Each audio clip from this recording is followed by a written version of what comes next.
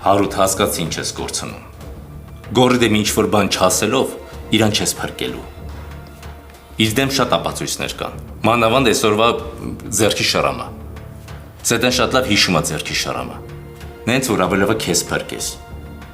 Ոչ թե բերդից, այլ հոդվածից։ Ես այսօր իսկապես շատ բան հասկացա։ Հասկացա, որ դու մենակ քեզ ունես։ Իսկ մնացածը շուրջդ ինչ-որ կատարվում է, ուղղակի կեղծիք է։ Իսկ կարող են այդ խոսակ մենք էլ մի բան հասկանանք։